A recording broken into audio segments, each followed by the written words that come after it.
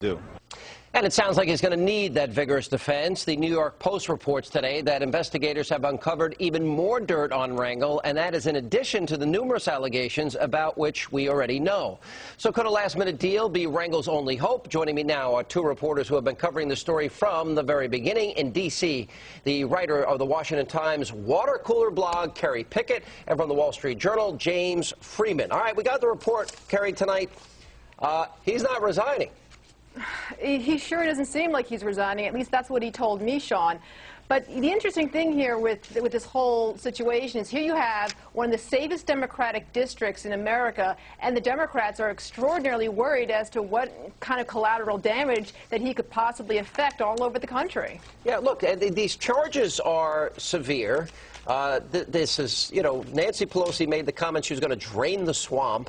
Steny Hoyer, actually, in the Hill today, distanced himself from those guys. I never said drain the swamp. That was Pelosi's comment. So you got even more infighting, and this is after, of course, Nancy Pelosi and the Democrats were battling the comments of Robert Gibbs. So how do you interpret this? Yeah, Democrats want more than anything for him to cut a deal, any deal, because as you know, Sean, this is not a legal proceeding; it's a political proceeding. But it's going to be like a trial in public. You're going to have lawyers calling witnesses, cross-examining witnesses. They've subpoenaed a ton of documents. They've talked to a lot of witnesses. It's going to drag on. It's going to be ugly. They want to get rid of it. You know, Kerry, you would have thought that from just a political point of view that Nancy Pelosi would have gotten rid of this a long time ago.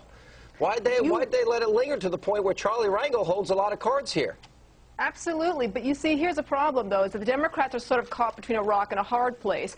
It's one of those situations where if they actually let the trial go on, so to speak, then it's throughout the entire campaign season that people are going to have to hear this constant drumbeat of this Charlie Rangel situation, whereas if he just pleads, say, guilty to all these situations, maybe cops a plea, then it sort of goes away. But we're just going to have to wait and see how this politically plays out, Sean. No, but how does it work out? All right, so Charlie Rangel, chairman of the powerful House Ways and Means Committee, they write tax law.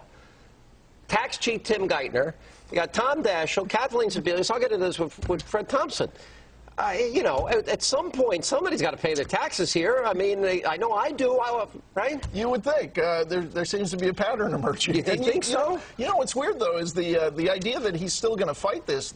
The thing is, he's already admitted that he didn't pay the taxes. It's not a question of did he or didn't he.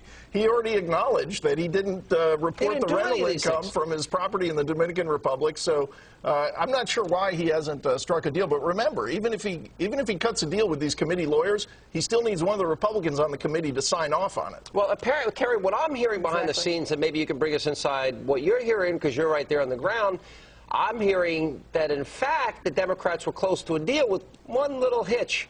They didn't bring Republicans in on the negotiation.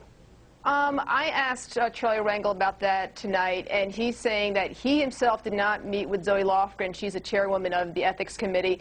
However, he's saying that there were no deals that were made last night. None of that necessarily happened. However, his lawyers, though, on the other hand, that's a whole other story. They may be doing more of the dealings, and that may be the wiggle room he's probably going towards. All right, the last time this happened was with James Traficant. Is there a possibility he's got himself legal problems when this is all said and done in the court of law? I think it may not necessarily be just legal problems, but it could be some financial problems, too. And a problem like this is extraordinarily expensive. Yeah, isn't that one of the reasons he wants to stay? Because if he stays, he can raise money for his legal defense? Well, I don't know, but he's got to worry about legal problems if the trial actually happens, because these are sworn statements in many cases. I mean, if he ends up testifying for himself, that can come back to haunt him. Yeah, all right. Guys, we're going to continue to follow the story. The swamp has not been drained, obviously. Good to see you.